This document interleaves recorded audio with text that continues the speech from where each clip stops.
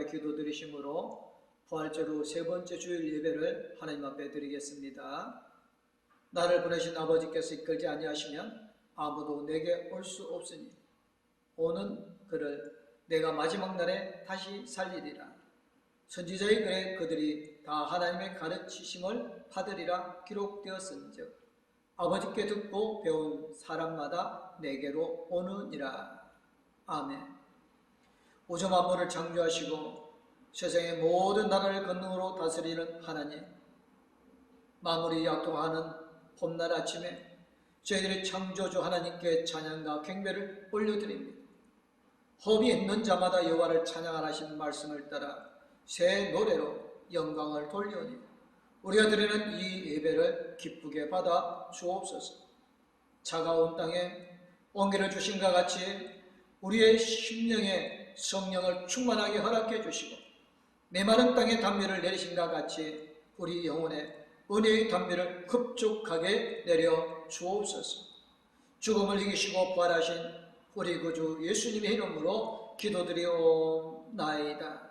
아멘. 찬송가 85장 하나님 앞에 찬양 드리겠습니다.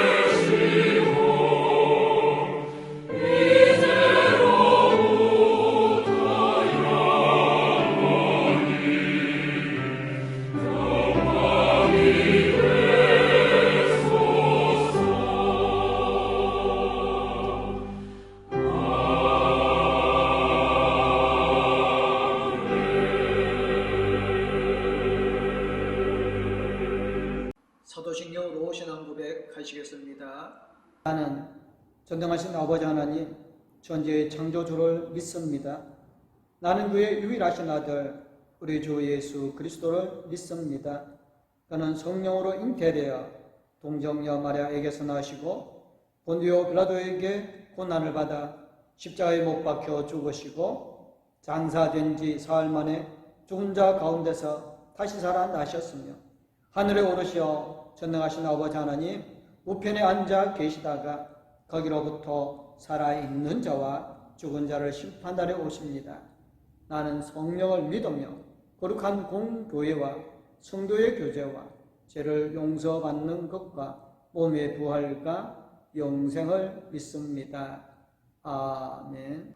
오늘 우리에게 주신 말씀은 누가복음 24장 36절에서 48절까지 말씀입니다.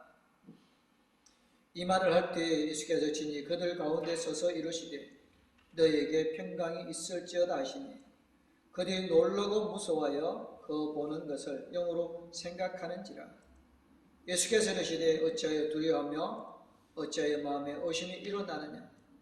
내 손과 발을 보고 나인 줄 알라. 또 나를 만져보라. 영은 살과 뼈가 없으되 너희 보는 바와 같이 나는 있느니라. 이 말씀을 하시고 손과 발을 보이시니 그들이 너무 기쁨으로 아직도 믿지 못하고 놀랍게 여길 때에 이르시되 여기 무슨 먹을 것이 있느냐 하시니 이에 구운 생선 한 토막을 드리니 받으사 그 앞에서 잡수시더라. 또 이르시되 내가 너희와 함께 있을 때에 너희에게 말한 바 곧 모세의 율법과 선지자의 글과 시편에 나를 가리켜 기록된 모든 것이 이루어져야 하리라 한 말이 이것이라 하시고 이에 그들의 마음을 들어 성경을 깨닫게 하시고 또 이르시되 이같이 그리스도가 고난을 받고 제3일에 죽은 자 가운데서 살아날 것과 또 그의 이름으로 제사함을 받게 하는 회개가 예루살렘에서 시작하여 모든 족속에게 전파될 것이 기록되었으니 너희는 이 모든 일의 증인이라. 아멘. 찬송 510장 하나님 앞에 찬양 드리겠습니다. 하나님의 진리 등대 길이 길이 빛나니 우리들도 등대되어 주의 사랑 비추세. 우리 작은 불을 켜서 험한 바다 비추세. 물에 빠져 헤매느니 건져내어 살리세. 죄의 밤은 깊어가고 성난 물결 설린다. 어디 물빛 없는 가고 찾는 날이 많구나. 우리 작은 불을 켜서 험한 바다 비추세. 물에 빠져 헤매느니 건져내어 살리세. 너희 등불 돋우어라. 거친 바다 비춰라. 빛을 찾아 헤매느니 생명선에 건져라. 우리 작은 불을 켜서 험한 바다 비추세. 물에 빠져 헤매느니 건져내어 살리세. 예수님이 부활하신 후 여러 사람에게 찾아오셔서 예수님이 부활하셨다는 사실을 알려주셨습니다. 하지만 아직도 그 사실을 믿지 못하는 제자들이 많았습니다. 말은 직접 보기 전에는 믿지 못하겠다고 하지만 보면 믿겠다는 것이라기보다는 그런 일은 있을 수가 없다고 생각하는 것이었죠. 그렇게 믿지 못하고 있는 제자들에게 예수님이 찾아오십니다. 제자들이 유대인의 눈을 피해 숨어있던 곳에 예수님이 몸소 들어오셔서 말씀하십니다. 너희에게 평화가 있어라. 예수를 만난 제자들의 반응은 놀랍고 무서움에 사로잡혀서 예수님을 유령이라고 생각하는 것이었습니다.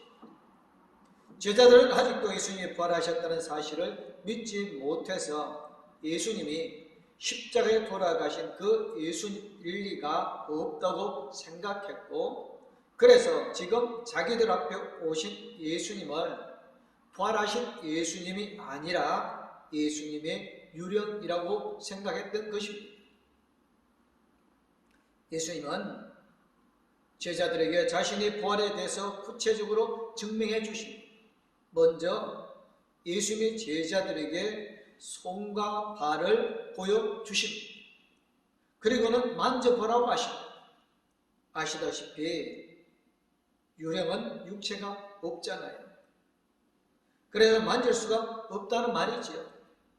예수님은 말씀대로 유령은 살과 뼈가 없지만 지금 제자들에게 오신 예수님은 살과 뼈가 있는 몸으로 부활하신 바로 그 예수님이십니다. 부활하신 예수님을 본 제자들은 너무 기뻐하면서도 아직 예수님의 부활을 믿지 못하고 있었습니다. 그래서 예수님은 또 다른 증거를 보여주십니다. 예수님은 제자들에게 먹을 것을 좀 달라고 하셔서 제자들이 드린 구운 물고기 한 토막을 잡수십니다. 몸이 없으면 음식을 먹을 수도 없고 먹을 필요도 없습니다. 음식이라는 것이 몸을 유지하는 몸으로 활동하는 에너지를 얻기 위해서 먹는 것인데 몸이 없으면 먹어야 할 이유도 없고 또 먹을 수도 없습니다. 몸이 없는데 어떻게 먹습니까? 이가 없으니 씹지도 못하고 식도가 없으니 삼킬 수도 없고 위장이 없으니 소화도 못 시킬 뿐만 아니라 몸이 없으면 어디로 들어가서 어디로 나온다는 말입니까? 그러니 예수님은 유령이 아니라 몸으로 부활하신 십자가에 달리셨던 그 예수님이라는 것이 분명한 것이지요. 성경은 예수 그리스도의 몸의 부활을 대단히 강조하고 있습니다. 그냥 그렇다고 진술하는 것으로 끝나지 않고 거듭 몸의 부활을 증명하고 사람들이 처음에는 믿지 않다가 결국 예수님이 부활하셨다는 사실을 인정했다는 이야기를 여러 차례 소개하고 있습니다. 성경이 이렇게 몸의 부활을 강조하는 데는 이유가 있습니다. 먼저 부활이 역사적인 사실이라는 것을 확실히 하기 위해서였습니다. 만약 예수님이 몸으로 부활하지 않으셨다면 예수님의 부활은 역사 안에서 실제로 일어난 일이 아닌 것으로 되어버리고 마는 겁니다. 유령이 되는 것은 역사와는 아무런 상관없는 일이고 그것 또한 부활이 아니지요.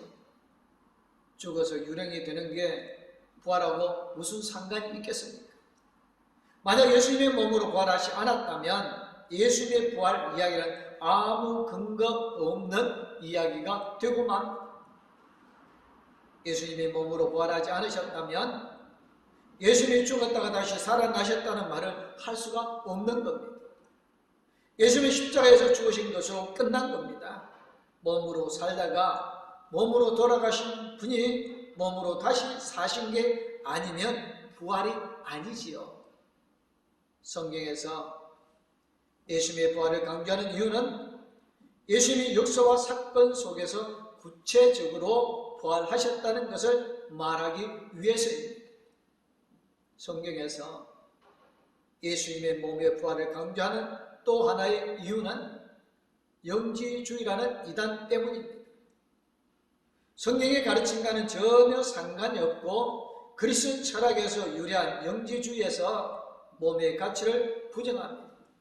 몸은 약하고 가치 없는 것이기 때문에 몸에서 벗어나야 한다고 합니다. 그래서 영지주의에서는 예수님이 몸으로 세상에 오신 것도 부정합니다. 당연히 몸의 부활은 인정하지도 않지요. 예수님이 십자가에 달려 돌아가신 것도 예수님이 몸으로 돌아가신 것이 아니라고 합니다. 예수님의 몸은 마치 겉옷과 같아서 벗어서 십자가에 걸어두고 영혼만 승천하셨다고 합니다. 그러니 몸의 부활은 예수님이 벗어버린 겉옷으로 다시 살아났다고 하는 것이 됩니까? 영지주의에서는 부활을 말할 수가 없는 것이지요. 영지주의는 초대교회로부터 지금에 이르기까지 기독교 신앙을 가장 왜곡해온 이단입니다.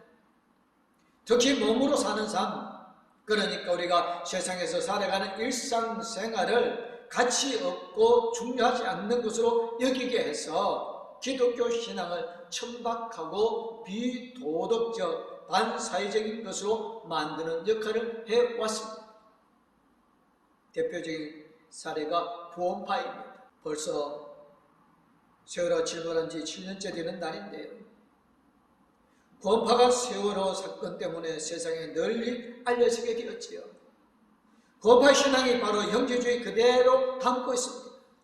몸의 가치를 부정하고 영혼의 구원만 중요하다고 생각하면서 세상에서는 어떤 죄를 짓고 어떤 잘못을 해도 상관없다고 하는 것이죠. 아이러니한 것은 그러면서 세상에서 돈을 버는 일에 있어서는 누구보다도 열심인 것이 구원파였습니다. 종교를 이용하여서 수많은 사업체를 가진 재벌이 되었습니다. 세상에서 사는 일은 가치 없다고 하면서도 돈벌이는 참 열심히 해요. 그러면서 거기에 또 영주주의적인 속성을 드러내죠. 돈벌이를 하는데 윤리나 도덕적 관심은 없습니다. 돈이 된다고 하면 죄를 짓고 법을 어기는 일도 꺼리낌 없이 하는 거지요. 세상에서는 범죄라고 해도 자기들 신앙으로는 죄가 아니니까요. 그게 영지주의자입니다. 초대교회에서도 영지주의가 심각한 문제였습니다. 그래서 성경에서 교회에 대하여서 거듭거듭 경고하고 비판하고 있습니다. 여러분, 하나님의 영을 이것으로 알 수 있습니다. 곧 예수 그리스도께서 육신을 입고 오셨음을 시인하는 영은 다 하나님께서 난 영입니다. 그러나 예수를 시인하지 않는 영은 하나님에게서 나지 않은 영입니다. 그것은 그리스도의 절대자의 영입니다. 여러분은 그 영이 올 것이라는 말을 들었습니다. 그런데 그 영이 세상에 벌써 와 있습니다 라고 요한일서 4장 2절 3절에서 말합니다. 이렇게 영지주의에 대해 경고하면서 성경은 예수님의 몸의 부활을 강조해서 말하고 또 여러 방법으로 증명하고 있습니다. 부활하신 예수님도 유령은 살과 뼈가 없지만 너희가 보다시피 나는 살과 뼈가 있다고 말씀합니다. 예수님이 몸으로 부활하셨다고 예수님 자신이 알려주시는 것입니다. 이렇게 성경에서 몸의 부활을 강조하는 이유는 예수님이 몸으로 부활하셨다는 것을 말하기 위해서만은 아닙니다. 몸의 부활이 중요한 이유는 하나님이 지금 우리의 삶을 인정하시기 때문에 그렇습니다. 우리가 몸으로 부활하지 않는다면 지금 우리가 세상에서 사는 일은 하나님과 별 상관없는 것이 되어버리는 것이지요. 예수님이 십자가에 달려 돌아가셨다가 몸으로 부활하셨습니다. 다른 사람이 되신 것이 아니고 십자가에 달리신 그 예수님이 부활하셨습니다. 물론 거룩하게 변화된 몸으로 부활하셨지만 예수님 말고 다른 사람이 되신 것이 아니라 예수님이 부활하신 것입니다. 이게 왜 중요하냐 하면 예수님의 부활은 그동안 예수님이 하셨던 모든 일들, 예수님의 말씀, 예수님의 치유, 예수님의 가르침, 예수님이 하셨던 모든 일들을 하나님이 인정하신 것입니다. 사람들은 예수님을 하나님의 아들로 믿지 않았습니다. 예수님이 십자가에 달려 돌아가신 것은 그동안 해오신 모든 것들이 실패한 것이고 그 일들이 하나님과 아무 상관없는 것이라고 생각을 했지요. 하지만 하나님이 십자가에 달려 돌아가신 예수님을 부활하게 하셔서 예수님이 하셨던 모든 일들이 하나님의 일이고 예수님이 하나님의 아들이라는 것을 인정하고 증명해 주신 겁니다. 만약 예수님이 몸으로 부활하지 않았다면, 영으로만 부활하셨다면 육신은 죽고 유령이 되는 거라면 예수님을 하나님의 아들로 인정할 수도 없고 예수님이 하신 모든 일들은 그냥 실패한 것이 되고 마는 겁니다. 하지만 예수님은 몸으로 부활하셨고 그래서 십자가에 달리시기 전에 아직 살아 계셨을 때 하셨던 모든 일들이 하나님의 인정을 받아 계속 이어지게 된 것입니다. 몸의 부활은 살아있을 때 하던 일들에 대한 인정이고 연속입니다. 우리가 지금 세상에 사는 일에 대해서도 그렇습니다. 지금 우리가 하고 있는 일들, 지금 우리의 생활이 가치 없는 무의미한 일이 아니고 정말로 소중하고 가치 있는 귀한 일들이고 하나님의 일들이라는 것이 우리의 몸으로 부활할 때 증명될 것입니다. 하나님이 우리를 인정하시고 우리의 삶을 받아주실 겁니다. 지금 우리가 믿음으로 살면서 하는 모든 일들, 지금 우리가 하나님을 높이고 예수님을 따라 살기 위해 고생하는 모든 일들, 지금 우리가 사랑하고 헌신하고 희생하는 일들, 믿음으로 사는 모든 일들이 우리의 죽음으로 끝나는 허무한 것이 아니라 하나님이 인정하시고 하나님이 받아주시는 하나님의 일이라는 것을 하나님께서 증명해 주실 것입니다. 몸의 부활이 바로 지금 우리의 삶에 대한 긍정이고 인정이라는 것입니다.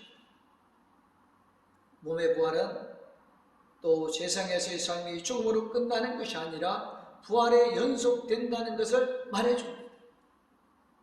예수님이 제자들에게 오셨을 때 믿지 못하는 제자들에게 손에 못자국을 보여주셨습니다. 십자가에 달려 돌아가신 바로 그 예수님이 부활하셨다는 것을 보여주신 것입니다. 십자가가 마지막이 아니라 부활로 다시 시작한다는, 이어진다는 것을 말하는 것입니다. 제자들은 예수님의 십자가가 마지막이라고 생각했어요. 그걸 끝이라고 믿었습니다.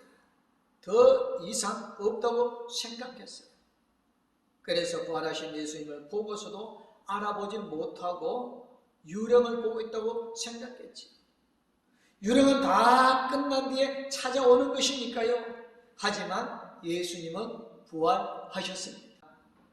예수님은 변화된 몸으로 부활하셨습니다. 부활 이전과 달라진 몸으로 부활하신 것입니다. 그래서 무덤을 찾아간 여인들이 처음에는 예수님을 알아보지 못했습니다. 오늘 말씀 이전에 나오는 엠마오로 가던 두 제자들도 처음에는 예수님을 알아보지 못했습니다. 제자들과 함께 지내시던 바로 그 예수님이 부활하셨지. 이전과는 달라진 몸, 부활의 몸이 되셨기 때문입니다. 부활의 몸은 이전에 제한되고 상처받고 죽음의 몸과는 다른 것입니다. 예수님의 변화된 몸으로 부활하신 것은 우리도 변화될 수 있다는 사실을 알게 하여 줍니다. 실제로 제자들도 변화되었습니다. 교회의 역사를 통해 수많은 사람들이 부활하신 예수님을 만나고 난 후에 변화되었습니다. 예수님이 육체로 부활하신 것은 우리로 하여금 부활이 무엇인가에 대해 다시 생각하게 합니다. 부활은 우리의 현실, 몸으로 살아가는 우리의 삶을 무시하는 것이 아니고 현실에 근거해 있지만 그렇다고 해서 현실의 질서에 매여서 마냥 현실적인 사람으로 살지 않고 우리의 삶을 변화시켜서 새로운 사람으로 부활의 삶을 사는 것입니다. 그리고 그 변화는 우리가 몸으로 살아가는 우리의 매일매일의 삶에서 복음의 증인이 되는 것입니다. 부활하신 예수님을 만난 사람은 부활의 증인입니다. 예수 그리스도의 부활을 믿는 사람은 예수 그리스도의 증인이 되어집니다. 부활하신 예수님을 만난 사람은 예수님이 부활하셨다는 사실을 알리지 않을 수 없게 되어집니다. 재미있는 영화를 보면 사람들에게 이야기해서 많은 사람들이 그 영화를 보게 만들게 되잖아요. 영화도 그런데 하물며 부활하신 예수님을 알게 되고 예수님을 믿게 되면 예수 그리스도를, 그리스도의 부활을 전할 수 않을 수 없게 되어집니다. 그리스도는 고난을 겪으시고 사흘째 부활된 날 죽는 사람들 가운데서 살아나실 것이며 그의 이름으로 죄사함을 받게 하는 회개가 모든 민족에게 전파될 것이다 하였습니다. 예루살렘부터 시작하여 너희는 이 일의 증인이라고 누가복음 24장 47절 48절에서 말씀합니다. 지금까지 우리가 이야기해온 것을 바탕으로 생각하면 우리가 증인이라는 말씀은 단순히 우리가 전도하는 것만을 말하지 않는다는 것을 알 수 있습니다. 우리가 증인이라는 말씀은 우리가 몸으로 부활하신 예수 그리스도의 증인이고 예수 그리스도가 몸으로 부활했던 사실을 증인이라는 것인데 그것은 앞서 말한 대로 우리가 몸으로 살아가는 우리 생활 가운데 하나님이 계신다는 것을 선포하라는 것입니다. 비참하고 고달픈 세상, 좌절과 죽음의 한가운데 하나님이 계시고 역사하고 계심을 선포하라는 것입니다. 세상이 헛되고 가치없는 곳이 아니라 하나님이 인정하시고 받아주시라는 곳, 세상 가운데 하나님이 계시고 세상을 하나님이 섭리하시고 이끌고 계신다는 것을 말이 아니라 몸으로 삶으로 보여주라는 것입니다. 2001년 9월 11일 미국 사상 초유의 비행기 납치 테러 사건이 있었지요. 그로 인해서 2,996명의 사망자 외에 6,000명 이상의 부상자가 발생했고 미국뿐만 아니라 전 세계가 큰 충격을 받았습니다. 사건이 있은 후 얼마 후 고혈 일로 인하여서 남편을 잃은 두 여인의 이야기가 방송에 소개되었고 많은 사람들이 두 여인을 후원해서 많은 후원금이 모이게 되었습니다. 두 여인은 도움에 감사하던 중에 아프가니스탄의 가부들을 떠올리게 되어졌습니다. 9.11 이후 미국은 테러의 주범을 빈 라덴이라고 지목하고 빈 라덴에 의진하고 있다고 알려진 아프가니스탄에 대하여서 대대적인 공격을 퍼부었습니다. 그로 인하여 수많은 사상자가 발생하게 되었지요. 두 여인은 아프가니스탄의 가부들은 원래 고달픈 상황이었는데 전쟁으로 인하여서 가부가 되면 자기들보다 훨씬 더 힘들게 살아야 한다는 것을 알았고 그래서 자기들을 돕기 위해 모인 돈으로 재단을 세웠는데 재단의 이름은 9.11을 넘어서 아프가니스탄의 가부를 돕기 위하여였습니다. 예수 그리스도가 몸으로 부활하셨다는 것은 예수 그리스도의 부활은 나의 삶을 통해 경험할 수 있다는 말이지요. 부활하신 예수님을 만난 사람은 부활을 경험한 것입니다. 예수님의 부활이 나의 부활이 되는 경험을 하는 것입니다. 그래서 부활하신 예수님을 만난 사람은 부활의 증인이 되어집니다. 말이 아니라 삶으로, 생각이 아니라 몸으로 예수 그리스도의 부활을 증언하게 됩니다. 이웃을 생각하게 되고 사랑을 생각하게 되어집니다. 그리고 죄악이 가득한 세상에 평화를 주시는 하나님의 증인이 됩니다. 지금 하나님이 하고 계시는 일을 세상에 알리는 증인이 되어서 내가 그 일을 하게 되었습니다. 온갖 죄와 불의로 가득한 세상에서 평화와 화해와 사랑과 연민과 정의와 자비를 실천하는 하나님의 증인이 됩니다. 정의에 된다는 말은 내가 그렇게 산다는 말입니다. 내가 먼저 화해하고 내가 먼저 불쌍히 여기고 내가 먼저 하나님의 정의를 세우고 내가 먼저 사랑한다고 하는 말입니다. 부활하신 예수님을 만난 그 사람은 그렇게 되어집니다. 그렇게 세상에 예수 그리스도의 부활을 증언하는 증인이 되어집니다. 오늘 예수님 우리에게 말씀하십니다. 너희는 이 일의 증인이다 라고 말합니다. 기도하겠습니다. 은혜와 사랑으로 충만하게 채워주신 하나님 아버지, 부활하신 예수님을 만나 우리의 삶이 변화되어지기를 원합니다. 부활을 머리로만 믿지 않고 우리의 삶으로 경험하게 하여 주옵소서. 날마다 우리 생활 가운데서 부활하신 주님과 함께 있음을 알게 하여 주시고 부활의 증인이 되게 하여 주옵소서. 부활의 증인으로 살아가게 하여 주실 줄 믿사옵고 예수님의 이름으로 기도드리옵나이다. 아멘.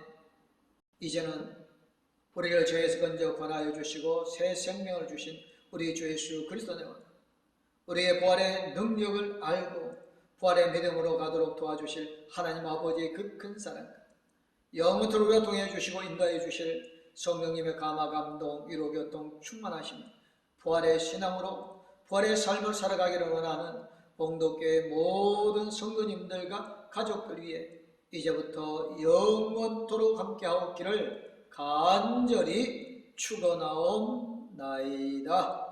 아멘.